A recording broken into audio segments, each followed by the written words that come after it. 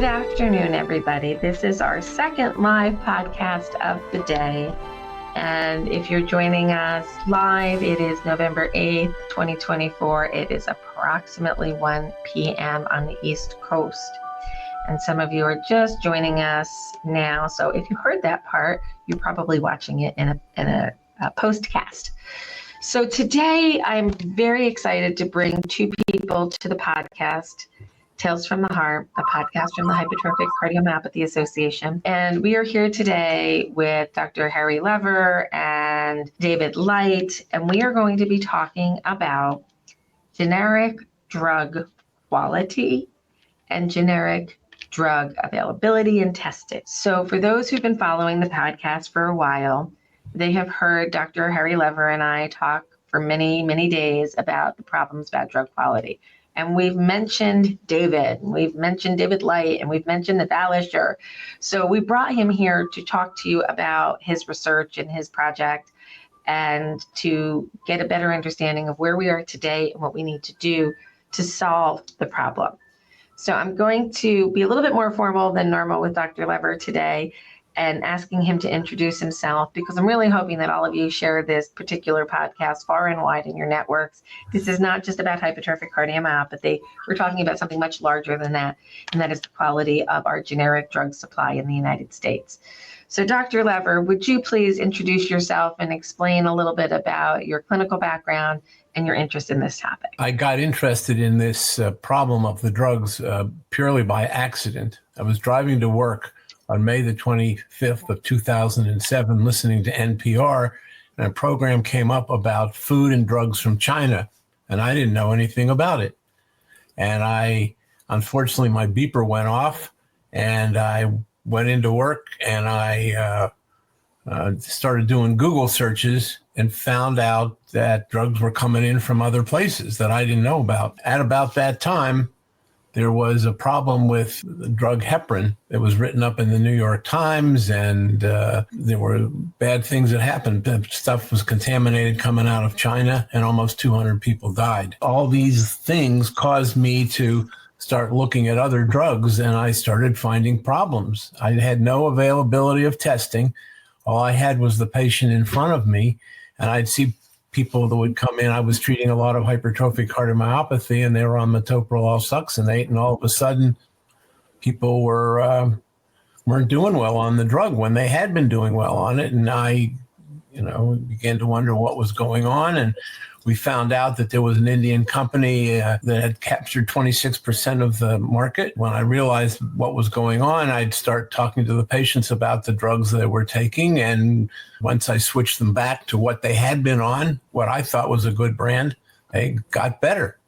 So that got me starting to think about it. And I, at the same time, there's a very intelligent woman who wrote a book called Bottle of Lies, and we became friends. And next thing I knew, I was in her book. Catherine Eban. It was a New York Times bestseller, and I recommend everybody to look at that book. But turned out there were lots of bad problems, and that's how we got interested. And then, thanks to a very good reporter at Bloomberg News, I met my friend David Light.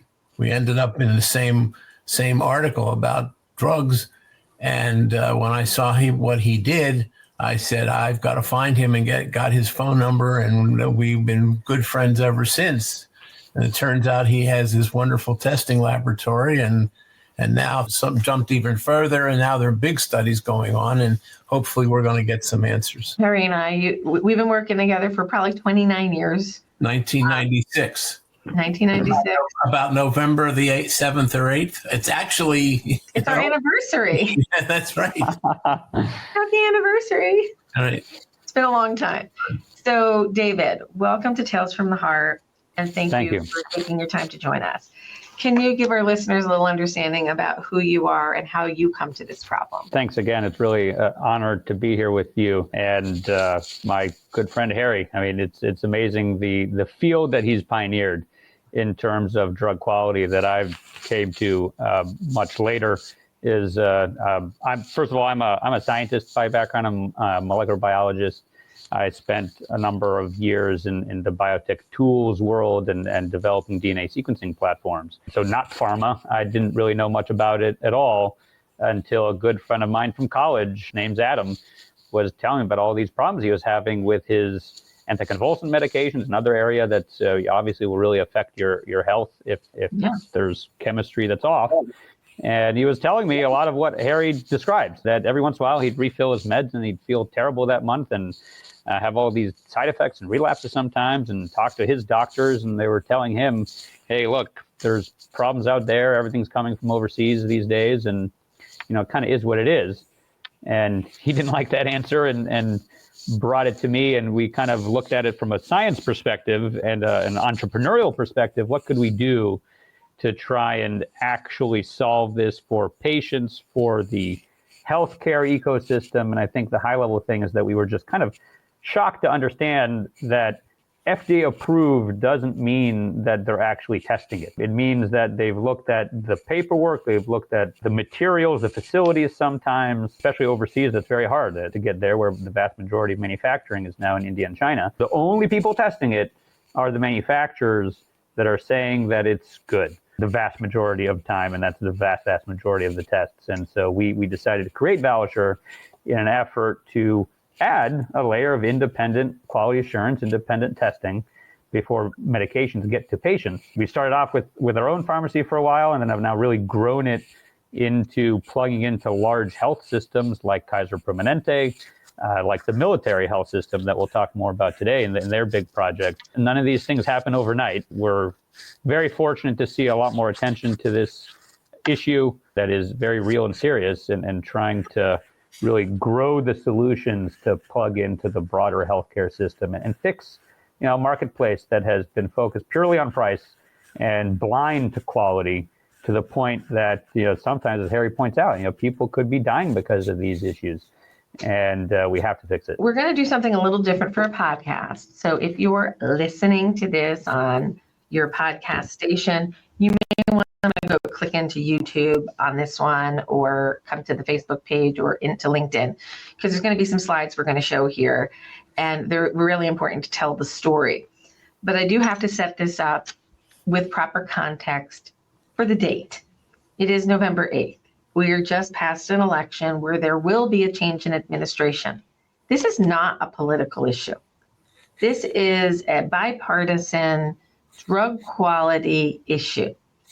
The FDA has taken some heat in the past couple of days. We need to be really aware of the fact that we need systems in place to provide oversight and security of something as important as the U.S. drug supply.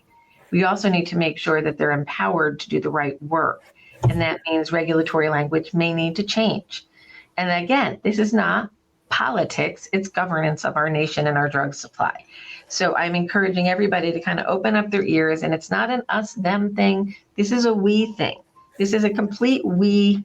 If you live here, you really care about the quality of drugs that are coming in and what you're taking as families. So with that, I'm going to hand it over to David, and I've shared your slides and you have control.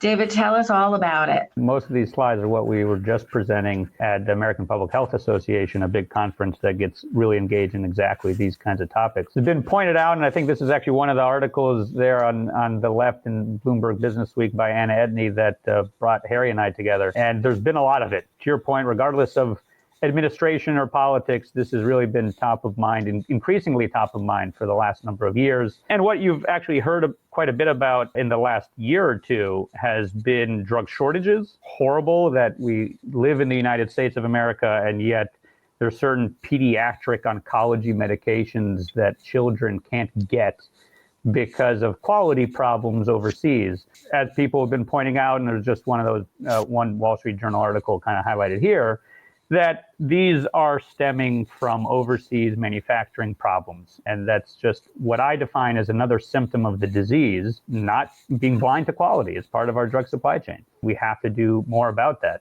The reality is that our drug supply chain really is in crisis. I think COVID-19 highlighted that more for people, but obviously, as Harry's pointed out for almost 2 decades now. And, we've been in a serious problem. Drug shortages are even one of those examples where the majority of drug shortages are due to quality problems. There's over 300 active drug shortages in the United States, record levels, never been that high. And there's constantly recalls. You hear about some famous ones. And we'll talk a little bit more about that, but there's many of them very often due to quality issues, some of them very serious quality issues. The fact that the supply chain has been globalized is true in many areas, but certainly as we talk about the military and the government in the United States, there's a lot of concern over the geopolitical risk, the national security threat of being so dependent on China specifically and India and just overseas manufacturing. Been a number of Defense Department reports about this and a number of drugs, they don't even know where they're coming from. So the lack of transparency kind of permeates throughout the supply chain beyond the dollars that it costs us and the damage to public health. Like I was saying before, I think one of the really important topics to internalize that was an eye-opener for me too is that when you hear FDA approval, I think the average person thinks about the extremely rigorous regulatory process of developing a new drug. Multi-year, thousands of people, clinical studies, usually $1 billion or so to get a new drug off the ground. And the FDA is heavily involved throughout that process. That's very different than what's called abbreviated new drug application for a generic drug. It's just a few dozen people and looking at bioequivalence within a 45% window against the brand. But also none of this approval process is the actual quality and safety monitoring, the testing of the drugs, as we said, are almost largely overseas. And that testing is largely on an honor system. The FDA tries to inspect as many facilities as it can. There's difficulties there, especially with COVID. But the concept of having independent testing, an independent level of quality assurance, like we expect from almost every other consumer product, we certainly believe is very complementary to these kinds of regulatory efforts and hope to be able to work closer and closer with FDA and regulatory agencies and health systems in general. We were talking about before, kind of the whole concept of what Valisure was building out here in the US and actually talk about here soon that actually exists a lot in Europe. We're just going to independently check, and we're going to independently check from a chemistry perspective. This is required in electronics. You can't buy a lamp in the United States without it being independently tested. Look at the back of a power cord. You see all these marks on it. These are being tested, not just relied upon what the manufacturer is saying. And everything else you ingest and put in your body. Look at every label of all sorts of products, and we should be very concerned about what the products we put on our bodies, in our bodies. And medications are obviously no different in terms of we should have that additional layer of quality assurance and not just look at the absolute minimum standards. That was the concept. And just to point out here, this is all coming from the European Medicines Agency, and they have a system there in Europe, in the European Union, what they call OMCLs, independent labs, that, as they say specifically, are testing medicines independent of the manufacturer, so there's not conflicts of interests, impartiality. And this is a fundamentally important part of ensuring quality, safety, and effectiveness of medicine. We couldn't agree more. And we obviously need more of that in the United States. And I'll just say that Europe is a very fragmented regulatory system. You have every country kind of has their own system of supply chain. In the United States, although we have many different health systems, we have one regulatory system. We have one system of national drug codes that whether you're buying a drug, paying for a drug, reimbursing a drug, all these things that you hear about regarding drugs, all align on national drug codes. It's actually an opportunity to do even better than just this spot testing that happens through over 70 independent laboratories in Europe. Honestly, it makes me very excited about real solutions to these issues because we have a unified system. Just to underscore the point that independent testing is really important, and not just in theory, but we've seen this over just a few years. I mean, Harry's seen this for decades in his own clinical practice, but in the few years of some independent testing by Valisure and even by others, we've seen some of the biggest drug quality recalls that you may have heard about in cardiology, the angiotensin receptor blockers, the sartan drugs, valsartan, losartan, contaminated with an extremely potent carcinogen called NDMA. And it was actually Novartis that originally identified that, looking at third-party suppliers of products and API, and found a very serious issue. And Valisure has been at the center of a lot of these other ones Zantac, a ranitidine product, metformin, one of the top diabetes drugs.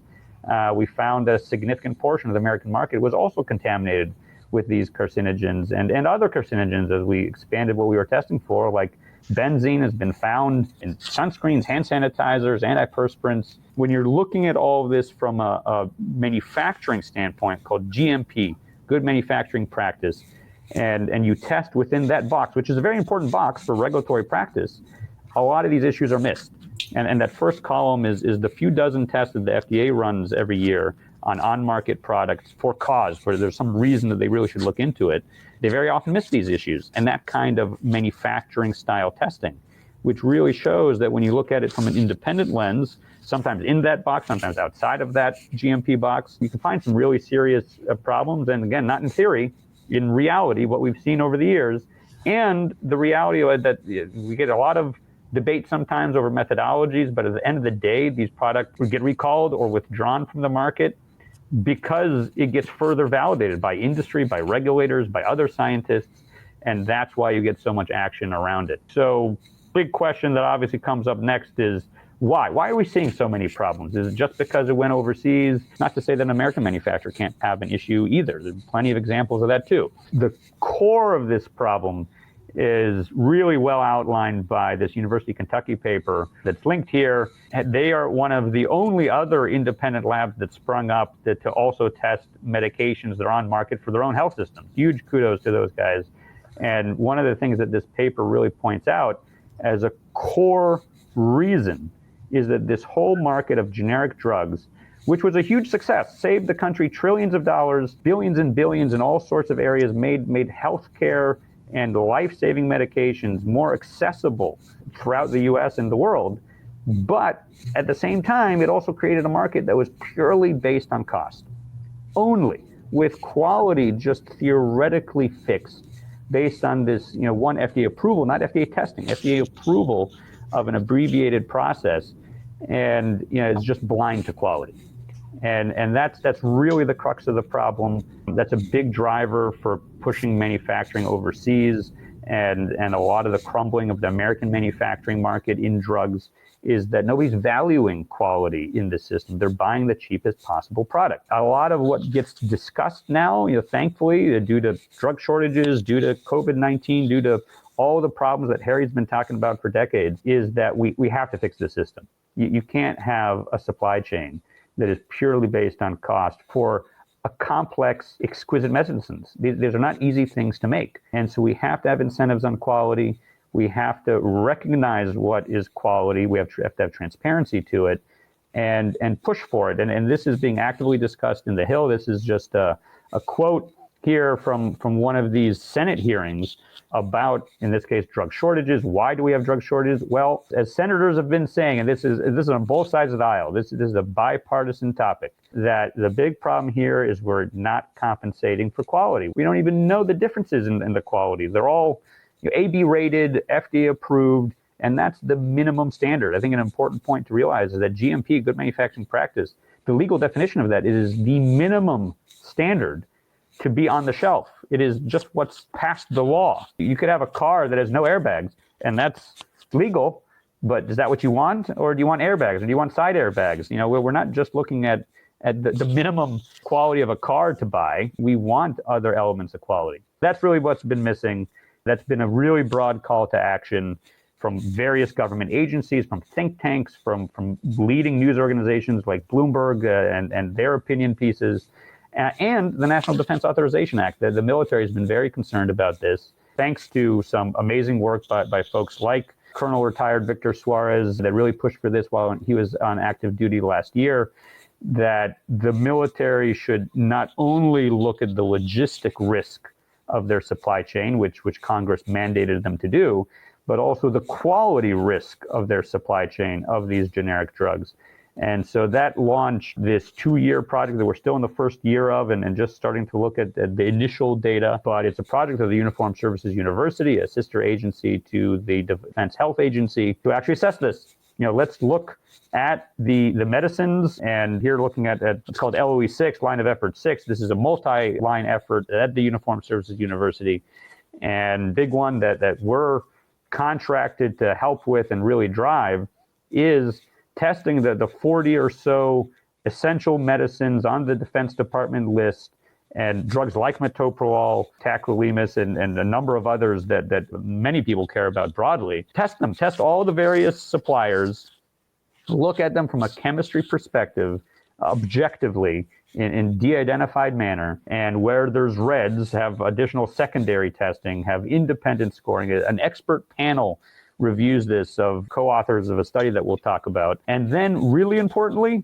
take all of this data, boil it down into something simple, a red, yellow, green score, and attach it to national drug codes. I can't emphasize more how important that is, whether the military is buying a medication, whether the VA is, or whether CVS is, or Kaiser Permanente, or any health system in between. Everybody is buying national drug codes by the military project coalescing around national drug codes. And they say themselves, this is a model for the nation. They're some of the first ones to do this, but we really hope we can get broader action on this and adoption. The bottom line concept is simple. When you're buying anything, there's usually a few different suppliers, then some variation in price, and some levels of other elements that you consider, some quality elements. Today, that column, that score column of anything related to quality is entirely missing. And it's at least creating one, and hopefully there'll be others down the road, but this is a great start at some red, yellow, green quality scores. And ideally, you're purchasing low-cost, high-quality generic drugs to get to patients. This whole concept, this isn't just Valisher saying, well, this is red and that is green. This is based on a scoring framework that a consortium of healthcare key opinion leaders like Harry and other top pharmacists, doctors, biostatisticians throughout the United States came together to construct this framework of how do you do all this hard work to boil things down into a red, yellow, green quality risk scores. Red doesn't automatically mean that it's against the law or that it has to be recalled. It's just that it is higher risk. It is a higher risk product than a green, which isn't automatically the best either. It's just that these are objective metrics to stratify the quality risk of these various products. And by the way, the next big question we often get is, well, what about cost? We do need cheap drugs here too. We have not seen any correlation to quality of almost any kind of metric and cost.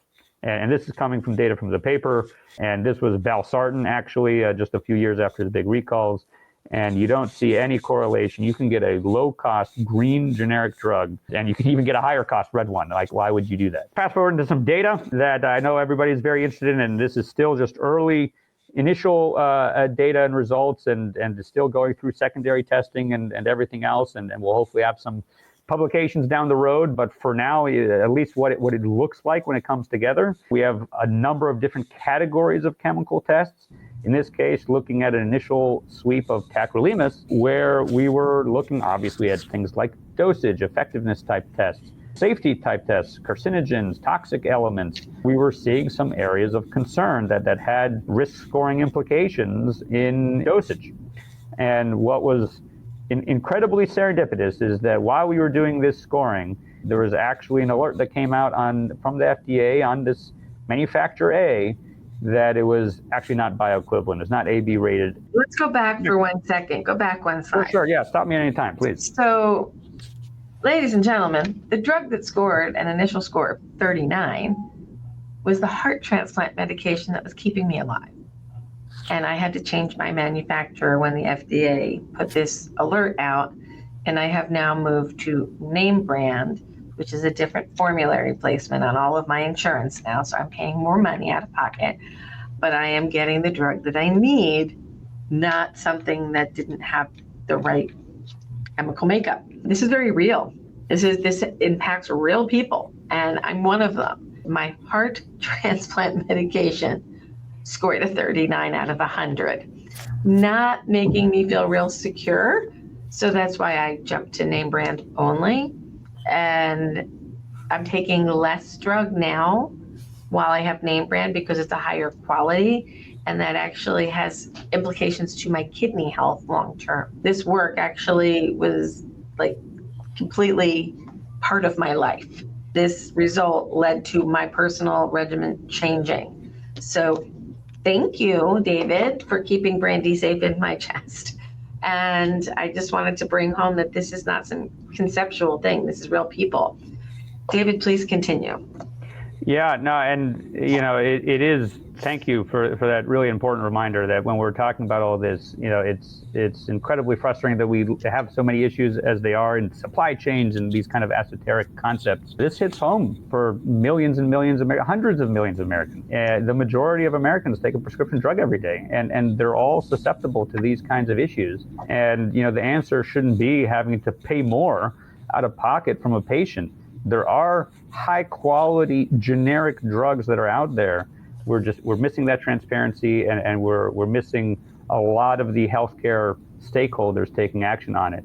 And we'll hopefully see more of that. And like I was saying, as you pointed out, this really has patient impact. And the FDA ran clinical trials, funded them that was based on concerns that were flagged on this particular product from this manufacturer. And that took 11 years. It took 11 years to conduct all this work to finally result in this product being actually not even taken off the market. It was just no longer AB rated, which is a whole layer of complexity that we don't even get into here. But the point is that it was different. It was so different that it was no longer the same as the other generics in the regulatory framework. The point, back to the cost, and we ran this analysis on the tacrolimus as well, is that, again, we see no correlation to quality. You can get a high quality generic drug for a low price. And there often are a lot of greens. Some of these drugs that have had issues for a while, we see a higher concentration of reds, but there's still plenty of greens. Most of the products we see, we often get asked, how often does something not pass your certifications and these kinds of programs that we have? And it's very broadly speaking about 10%. That means 90% is pretty high quality. It's 60, 70% or so green, like, outstripping all the rest. There's a lot of good out there, and we need to incentivize it. I need to let patients know. So right now we're just labeling these manufacturer A through Q in this particular screen, but we need a place where patients and our local pharmacists can go to find out what this quality is. And that means setting up some type of national standard, which I hope we will get to. But this is very troubling that we can't have access yet to this information. So I hand it back to you. I just had to jump in. It is a difficult problem, right? And it's a problem that, patients have, unfortunately, very little power over. You can pick which mid-sized sedan you want to buy, but many times it's very hard to pick which generic drug manufacturer you want from your pharmacy. Harry's grappled with this extensively as a prescriber, as the doctor even. Looking at the data, again, in this case, on metoprolol, I know certainly a very important drug in the world of cardiology, and to military, for forward deployment, for the military health system. So I think it's a good example of a lot of overlap between something like the Defense Department. There's one other thing to add here. If we have a drug that we're treating somebody's chest pain or their shortness of breath or measuring their blood pressure, that's one thing. But how about if you have a drug that you're giving to somebody, you're treating a cancer, and you don't know whether because they're not getting better because the cancer is very bad or the drug's no good. And that's a very, very serious problem. And there have been chemotherapeutic drugs out there that people haven't done well with. And the question is it because the drug's bad or the disease is bad? And that's a horrible, horrible problem. Similar to when you talk about a heart transplant. Well, somebody donated that heart, and you're going to waste it because the tacrolimus is no good. So you've got two people, and you have one person that died donating a heart and the other one that accepted it. And here you got a drug that doesn't work. That's a big problem. You underscore a really important point that this is broad. This is a broad issue, and we have to act on it. I mean, 91% of all the drugs that people take in the United States are generic drugs. And again, not to say that all generic drugs are bad. Actually, most of them are quite good, but some are not. Some are red. We saw this in this particular initial sweep on the metoprolol, where we're here and there finding some toxic element concerns. This does happen on occasion, where there's lead, arsenic, cadmium, these kinds of very bad contaminants that can crop up from a variety of places in the supply chain. But in this case, the big implication on a lot of the scoring came from what's called dissolution. And what that means is how a tablet's coming apart over time. And this is another important element of the effectiveness of a drug. It's not just how many milligrams of a drug is there in that tablet. It's also how it dissolves over time. And what we're looking at here, to just go a little bit deeper into that data, is looking at all these various manufacturers with one test. And by the way, separate issue is that every generic manufacturer is allowed to design their own test for their own product, even if it's the exact same. It's all metoprolol. So it's like shooting an arrow and then painting a target around it. And really what we're doing with this testing is not just looking at the USP monograph that they're allowed to register themselves, but pick one test, simulated gastric fluid, followed by simulated intestinal fluid, and use these kind of scientific standards to paint one target and then see where all the arrows fall. So that's what you're looking at here. And in the dark black line is the dissolution, how the drug is coming apart for the brand. They went through all the clinical trials with thousands of people and designed not only the drug, the milligrams of the active ingredient, they also designed the structure around that drug, how it comes apart in your body. A really important point. I'm going to pause you for a second so our listeners can understand a little bit about the Generic Drug Act and what was available when it went into law and what controlled release mechanisms mean in that process, and how that controlled release mechanism is really why maybe some people drop the drug really quickly or others don't metabolize it. Can you explain a little bit about that chemistry? Yeah, and there's a really good, again, to bring it home to an example, a really important person in Catherine Eben's book that Harry was in is Joe Graydon, a best-selling author, pharmacologist. He identified exactly this kind of issue in an antidepressant drug called Wellbutrin, and its generic bupropion. And what he saw, like Harry has seen with his own patients, was tremendous numbers of complaints when it went generic. After years of back and forth and finally some testing that was done, the active ingredient was pretty much there in these tablets, but the generic tablet was releasing way too much drug way too quickly in the body. That was different than the brand. And it's effectively what we're kind of looking at here, is it's not just what is the total amount of active ingredient, is how is it coming apart in your body? How fast is it releasing that? A lot of people might be familiar with extended release products. You know, you might have an acetaminophen or a Tylenol 8-hour. Well, what's the difference between the Tylenol 8-hour and just standard Tylenol that you would buy extra strength? The difference is what they put into the ingredients and the formulation of that tablet, so that it's slowly releasing the active ingredient, the drug, over time. And in some drugs, like metoprolol succinate, that's actually really important. It's a really important point of how the drug works. It's really important in certain antidepressant drugs, like Wellbutrin or bupropion XL. And that's what is the implications here in this testing, in this Defense Department study and scoring framework concept, is that there's going to be red, yellow, greens for how close are you to the brand. In this case, you know, there's a lot of tests that doesn't matter if you're brand or not, whether you have lead in your product. If the brand does, it'll also get a bad score. If the generic does, it would get a red score, and vice versa. But in terms of the dissolution, a therapeutic important property, the framework says that it's comparing it to the brand. It's a bit technical, but these curves in black is really what the brand has established. And then in gray, you see all these various generics and how they're dissolving over time.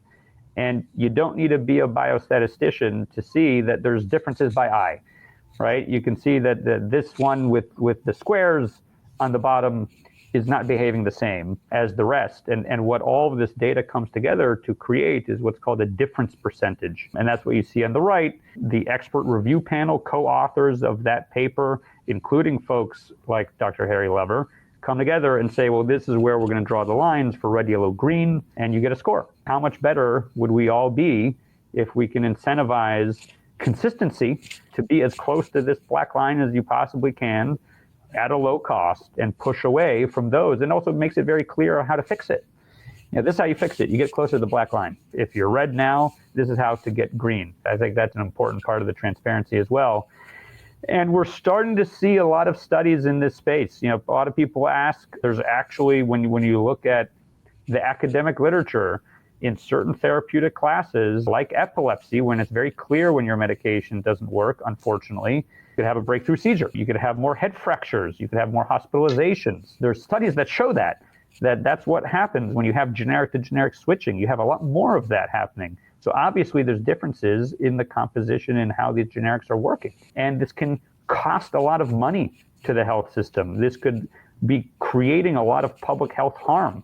Thousands of potentially heart attacks, strokes, hospitalizations, relapses. All of these things could be happening, according to these studies, with lower quality generic drugs. And these calculations that we've been looking at are really trying to look at the bottom 10%. Like if that's roughly the amount of these reds that we could hopefully screen out and either fix, incentivize away from, or just not be part of our supply chain, we could be saving billions of dollars and saving lives, preventing thousands of really terrible adverse events potentially. And that's obviously very important.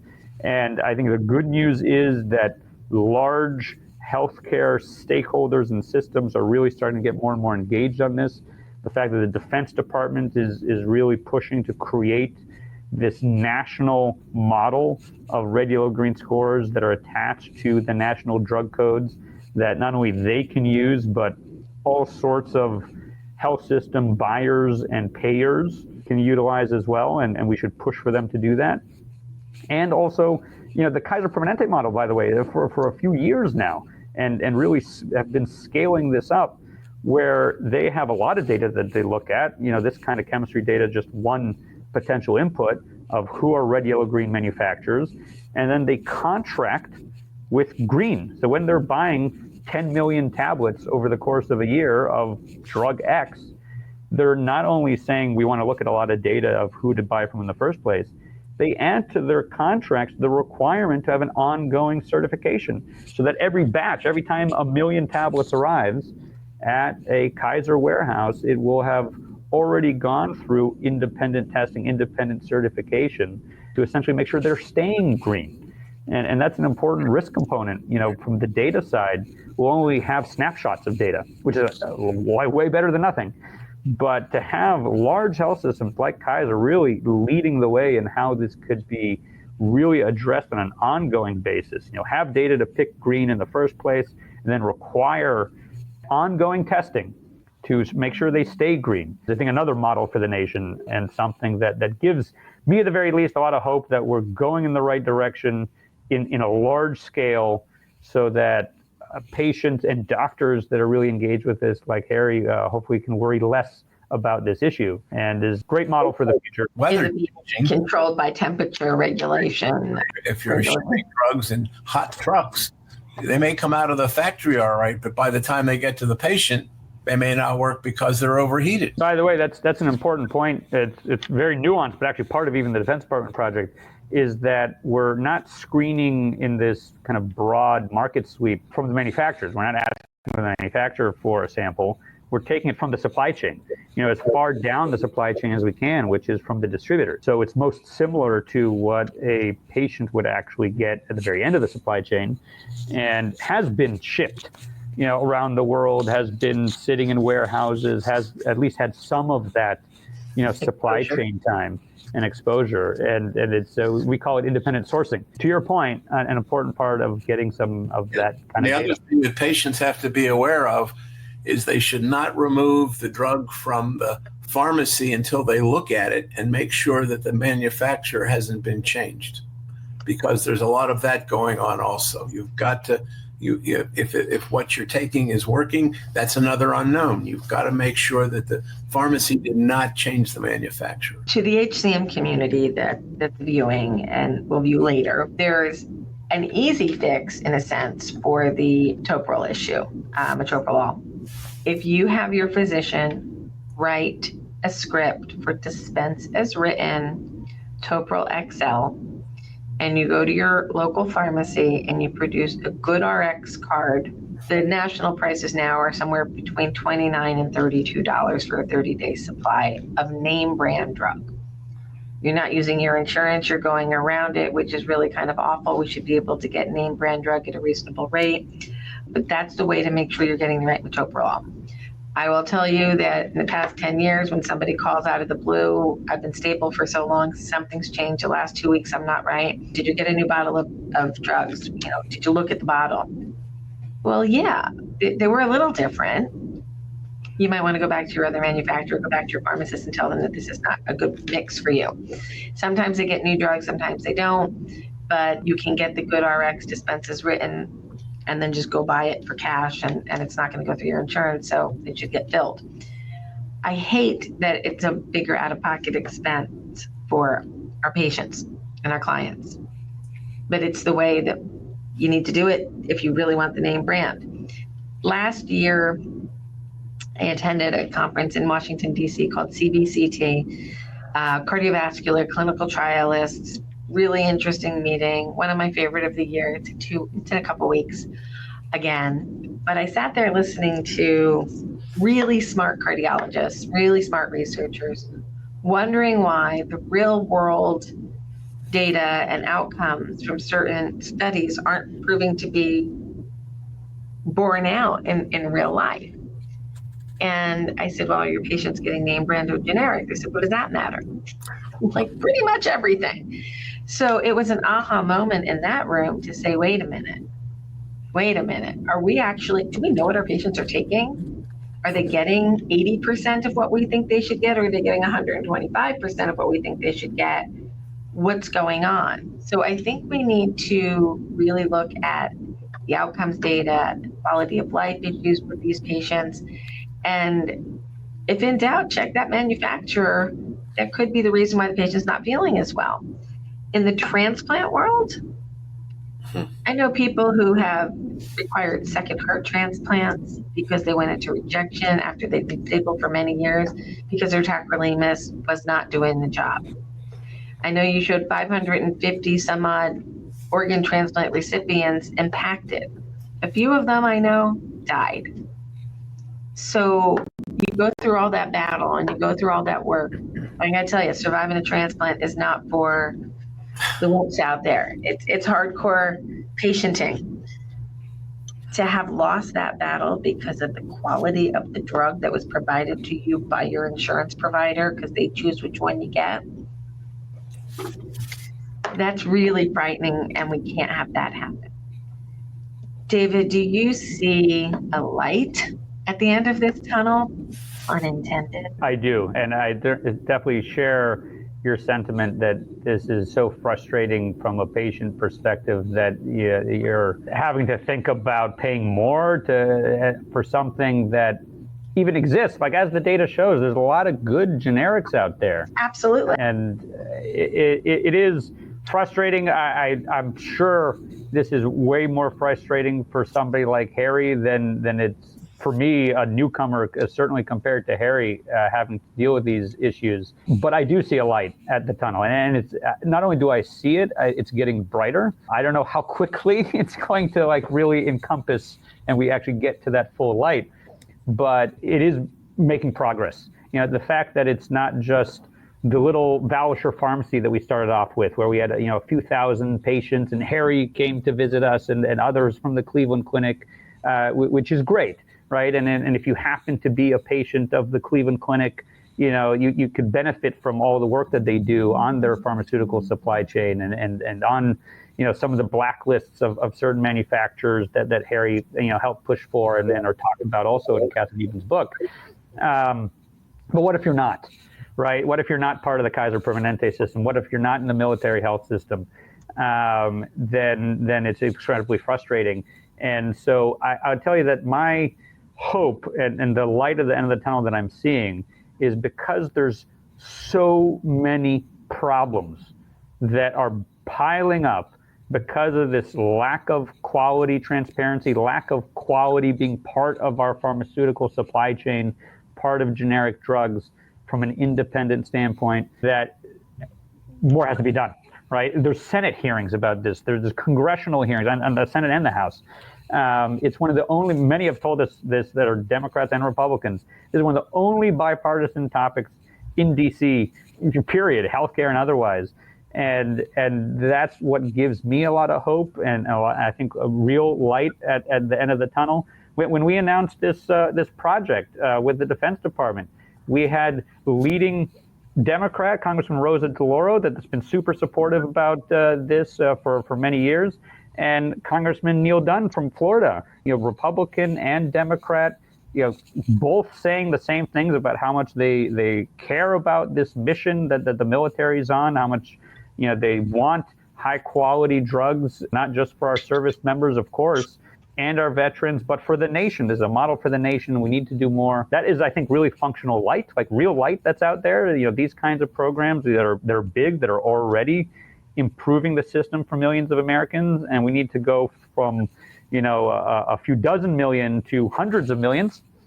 But the fact that there is real light, it's growing brighter, gives me a lot of confidence. We really will be able to tackle this at a high level, and people's voices are at least being heard and actions taken. We know that all political affiliations, they all have heart problems, they all have cancers, they all have medical problems. Everybody's got a need for high quality pharmaceuticals. I think, and I'll be an ounce, I don't know what I'll be, but you'll figure it out. We need collaboration. We need good science. Absolutely. We need reasonable pathways. And I do not believe that any American wants to take a pill when they don't really know what's in it. We should all be stopping and thinking every time we pick up a bottle, who made this, what's in it, and how can I be sure?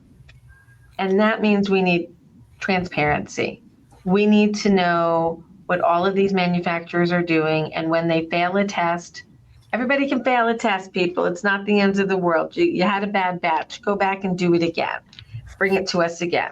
To the manufacturers in expat areas, whether you're in India, Turkey, China, and you're manufacturing, we're not saying we don't want your product. We want to prove that it's good product and That's that right. we're getting what we're paying for and nothing additional and nothing that could harm us.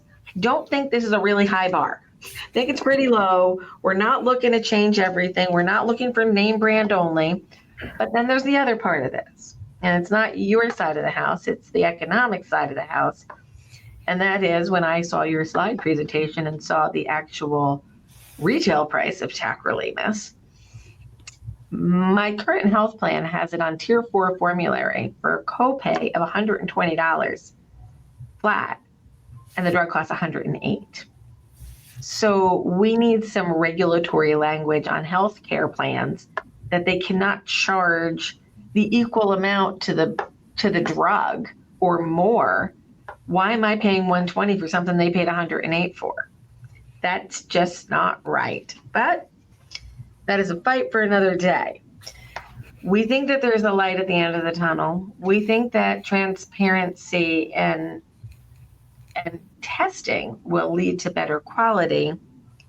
What would a system look like, David, if we could check our manufacturers? What's the dream world? The dream world is that we're solving this from a broad economic supply chain perspective, which is frustrating because that takes time.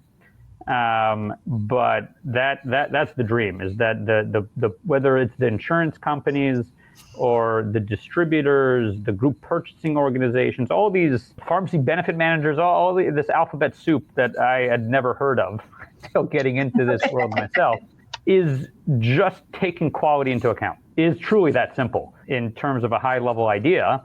In practice, everything is always more difficult than it sounds. But that is the holy grail there. And I don't think it is unreasonable in the fact that we have large health systems like the military, like Kaiser Permanente and others. And we've seen it work in a small scale, with their own, mail order pharmacy for few years. We are seeing it in a larger scale. It means these are very important proofs of principle that this does work and can scale. And I think you're absolutely right. You're touching on something that we need more transparency, period. And that's not just to chemistry quality, and that's a complex topic, but can we boil it down to red, yellow, greens? Obviously, we're showing we can do that too. But also, where are things that you know where your shirt's coming from, you don't know where your meds are coming from, right? And this permeates throughout, unfortunately, the pharmaceutical supply chain, where there's tremendous lack of transparency. Even if you do have some label on your bottle of location or manufacturer, depending on all sorts of circumstances, that could just be who put the sticker on it. That actually came up in the Senate hearing just a few months ago on this project on pharmaceutical quality in the Defense Department and the Senate Armed Services Committee. And Colonel retired Suarez was talking specifically about this problem where there's actually a loophole where if you're selling to the federal supply schedule, at least, you can just put your sticker on the bottle and say that it's from the United States because the sticker was made in the United States. I think if you're a scientist or if you're just an average person, thinking about that idea, that seems like nonsense. That happened recently where there's a new Indian manufacturer who has an office in New Jersey. I think it's a P.O. box from what I've been able to look at. And they were claiming that it was made in the USA. Right. And I said, we don't make any generic metropolol in the U.S. that I'm currently aware of. And we certainly aren't doing it in Jersey. And where that address is, there's no manufacturing plant. So you have to break it down that that's not really where they're coming from. And the fact that somebody could stick that on a label legally is really not fair to the consumer, to the physician, and to the companies that are producing things in the United States. So I don't know how to fix that one.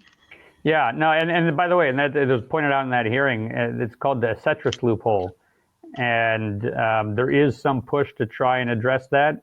But I think it's a good example of it's really hard to get transparency in this supply chain, certainly of pharmaceuticals.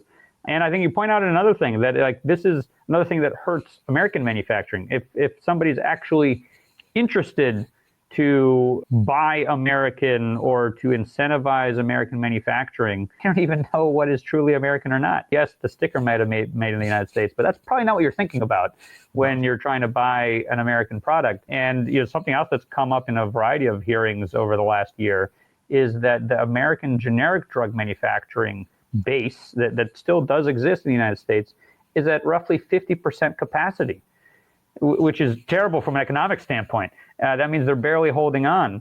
And we don't need billions of dollars of infrastructure investment, which always would be nice to build more facilities.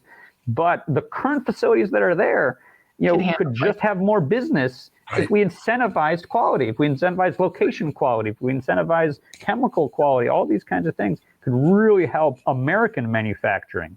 Even the Defense Department and the VA and these folks that are on the federal supply schedule, well, there's laws that they're supposed to incentivize American manufacturing, ideally. If you're just making the sticker here, shouldn't we be addressing those kinds of loopholes? So I think there's light at the end of the tunnel, the fact that these are actually coming up in these hearings and there's serious people that want to push for solutions, and I hope to see more of them soon. As do I.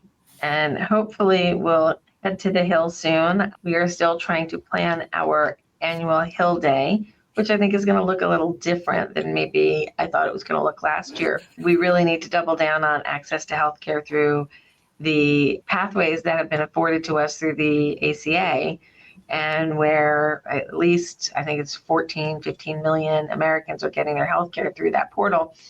And a very large percentage of our constituents get their healthcare through the ACA. We need to maintain that people with pre-existing medical conditions can get healthcare without paying exorbitant fees.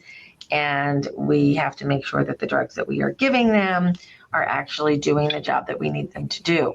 And I don't think that's too much to ask. I think transparency is reasonable. If you don't favor transparency in this particular space, I could not even figure out the argument for no transparency. There's no professional IP here that we're protecting. This is generic Right. drugs. The manufacturing process is quite straightforward. If they're putting fillers into their drugs, we need to know that that shouldn't be done. We shouldn't have any caustic material in our drug supply. And we need to be awake and alert as the DOD and now the VA appear to be. And if DOD can do it and VA can do it, the rest of us deserve our drugs evaluated as well. Okay, gentlemen, this has been an enlightening talk. If anybody has any questions, they've been very quiet through this particular session, but I'll give them a minute to drop a question now if anybody who's watching has one. If you're watching this after its original airing and you have a question, you are welcome to email the HCMA at support@4hcm.org, and we will be happy to float any questions with our panelists here if you catch us after the real time publication. Harry, any final closing thoughts on the topic? What are your hopes for the future? Well, I hope that we can get this problem fixed, and I think we have to demand that every batch of drugs be tested. There should be no question about it. And the thought that what you're buying is not working because it's not made well, that's really stupid. And it's got to stop. We had one patient that was getting metoprolol by a company, whose name I won't mention, that we got it tested, and it dissolved within 1 minute. 1 minute. And the guy, when we realized he was in trouble, I mean, he really was in trouble. He went into heart failure. And once we realized what happened, and once we were able to get him off that stuff, he got significantly better, all because the stuff didn't dissolve properly. I mean, you just don't allow that to happen. And this whole business about putting some company, Indian or Chinese company, that then you say USA after it, that's just false. You got to know where it's made. If I want to go visit that place, I want to know where I'm going to take the plane to. This is not right. This is a new problem that they just think they can put down, where their one office is, and that makes it the United States. No way. So we have a question from a viewer that must use mail-in for maintenance drugs. Mm-hmm. And they were sent a manufacturer that has been problematic multiple times, Dr. Reddy. Mm-hmm. And I refused based on Dr. Lever's warning years ago. So that's first a statement and then a question. When will this information be available to the patients? This information is available to the patients. It is also available to the doctors. It's also available to the PBMs who buy the drugs. They're choosing not to do anything about it yet. And it is our hope that there will be methods passed that will require transparency in the manufacturer's location and the quality of the drug in the bottle. And there should be, in a perfect world, a place that you could go that is a trusted site, maybe run by the government, maybe run by somebody else, where you can check transparency ratings. And I believe that all of these reports should be open to the public, but they're not right now. It's a proprietary situation, and it's a hush-hush, and maybe they get an FDA letter saying your quality was substandard, and they have time to take action, or they have time to ignore it. David, how long did it take my transplant medication from Accord to get evaluated? 11 years? 11 years. It is a frustrating point. And I think the other element to that is, like, look, we publish a great deal of our studies in the peer-reviewed academic literature and in scientific journals, in FDA citizen petitions. We've done 8 of those. Oftentimes, it's very complex. We have a lot of patients and consumers that reach out to us and says, well, which one should I just buy? And it's often just not that simple, right? There's various levels of these various contaminants, and sometimes you see it batch to batch. Sometimes it's more consistent in manufacture, less consistent. We published not long ago a study with Stanford University. Professor Kevin Schulman has been a pioneer in this space from both the economic and the scientific side. When we published it on metformin, you can look it up. All the data is there. We published all of it, but it's very hard to even boil it down. I think that's one of the brilliant things about the Defense Department project is that it's going to be radio green, right? If you're going to look at all the data that we have on nitrosodimethylamine and dimethylformamide and all these big words and levels and nanograms, micrograms, and all these kinds of things. We can spend another whole hour explaining that, or we can boil it down into a red, yellow, green, and making it transparent and really getting the health systems to take action on it so that you're going to get green when you pick it up. You're going to get the label with information on it. If your T-shirt tells you where it was made, surely your medication can tell you the same and be accurate. And with quality, would there be a red or a green or a yellow there? At some point, could there be other ways to get patients and doctors more engaged on it? I hope so in the future, and hopefully it gets fixed so that it's a true green. By the way, the FDA has had a 5-star rating system that they've talked about for over a decade to rank quality management maturity of facilities. I think one of the problems in getting that off the ground is the fact that you don't buy from a facility, you buy National Drug Code, and it goes through all these stickers and labels and complexities, which is another reason that the military project, I think, is so powerful. But the concept is not new, right? You have 5-star ratings for every little tchotchke you buy on Amazon. Why wouldn't you have it for your drugs and your facilities and everything else that goes along that line? So we're going to wrap this thing up and have our answers by end of next week? We're getting there. So we have to do a lot of really new kind of work. Okay, healthcare is not going to be delivered like it was 5 years ago or 10 years ago. It's going to change. How we get access to our information about the therapies we choose to embark on, whether they be drug therapy or other types of interactions, surgery, catheter-based ablations, things on that nature for us. We really need to know about the quality and the safety of all of these materials. We need to understand what we are doing to our body to help it and what we might be doing to hurt it. And we must be given the power to make wise decisions. And when we are taking medications that have toxins in them or are not the dosing that is appropriate for our condition, we're actually just adding to the healthcare burden. We're not solving any problems. And we need to come together to solve problems. I don't exactly know how long it's going to take to get there, but knowing that the drug that I was given from the day I came home from the hospital with my transplanted heart had already been investigated for 3 years by the FDA, and it was still the one that they chose to give me.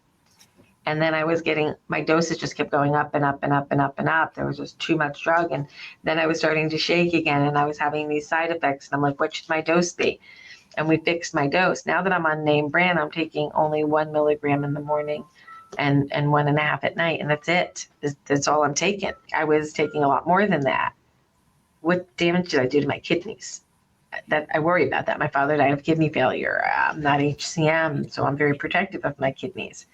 And now I have a chance to course correct a little bit, but how much damage was done?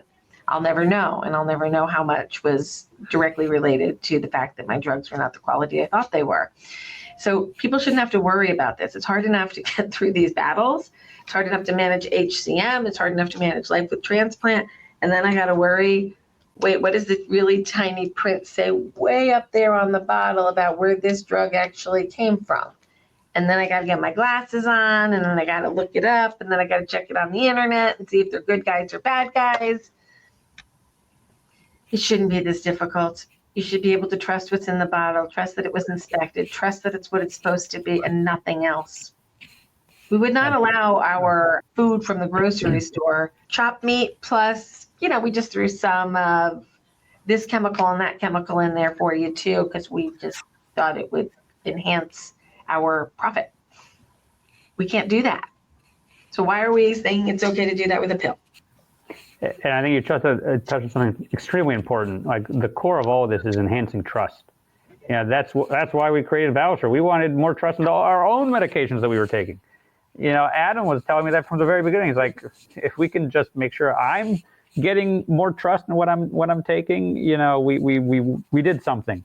And, let's now get that to others. It's not to say don't ever take a generic drug or the drug system is horrible or so on and so forth. It's having the humility to recognize that there's real problems that we need to address and increasing the trust when you're taking that medication. I hope that this podcast gets its way to the regulators, and to those who are interested in helping solve the problem. Through the next year, our Legislative Advocacy Committee will be working on items and events that we want to move forward with. Bringing light to this issue is going to be one of our battle cries this year, along with making sure we maintain access to healthcare regardless of our pre-existing medical conditions. These two issues are just core. We have to fight these fights. It's kind of boring. I fought some of these already, but some of them are new. Let's go do it again. Let's make sure we don't lose ground in making sure that everybody gets access to healthcare and the right drugs at the right time. David, Harry, thank you so much for joining us today on Tales from the Heart. A big shout out to all of our sponsors who support these programs and these conversations, which sometimes are kind of deep and the answers aren't easy, but together I think we can make it a little bit better than it is today and hopefully lead to a world of full transparency and economic information being available so people can make wise choices. Harry, David, thank you so much. You're welcome. Thank you so much. Really appreciate your collaboration on this. We need more of it. We're right there with you. We're going to do this together. Thank you all for joining us. Have a great day. The Hypertrophic Cardiomyopathy Association thanks the following sponsors for today's podcast: Cyokinetics, Bristol Myers Squibb, BioMarin, Tenaya Therapeutics, Viz AI, and Alnylam.